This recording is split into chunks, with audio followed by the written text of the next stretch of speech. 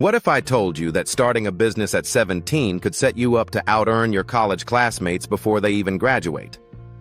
This 17-year-old, me, went from £0 to making my first £3,000 a month in less than 90 days.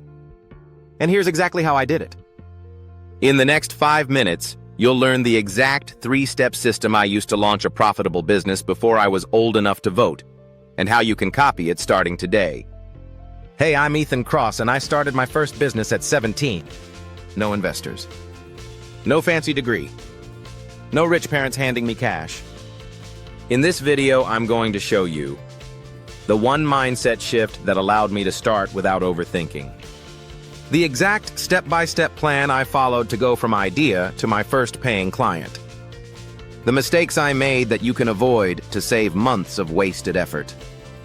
But first, here's the truth. Waiting until you're ready is what's keeping most young entrepreneurs broke. Point 1. Start with what you have, not what you wish you had. When I was 17, I didn't have capital, an office, or a polished brand. What I did have? A basic laptop. Free Wi-Fi at my local library. Skills I didn't even realize were marketable. I was good at editing videos for school projects. A friend's older brother needed promo videos for his side hustle. I charged him £50 for the first one. That tiny £50 payment was my proof that I could turn skills into cash. Write down 3 things you're already good at. Think school projects, hobbies, or things people ask you for help with. Go to Fiverr, Upwork, or even Instagram and search for people selling similar services. Copy their offer structure, adjust it to your skill level, and start posting your offer today. But here's where most young founders mess up. They wait for the perfect setup before they launch, and by then, someone else has taken the market. Point 2. Sell before you build. At 17, I had 0 time for trial and error products. I needed money fast. So instead of spending months perfecting my brand, I pre-sold my service.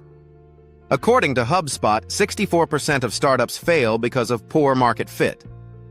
Selling before you build instantly tells you if people want what you're offering. Step-by-step implementation. Create a simple 3-4 sentence pitch. Mine was, hey, I'm helping small businesses create short promo videos that bring in more customers. I can make one for you this week for £50. Are you interested? Send it to 30 people in your network. School friends, family friends, local business owners. Aim for 3 yeses. Deliver those projects fast, get testimonials, then raise your price.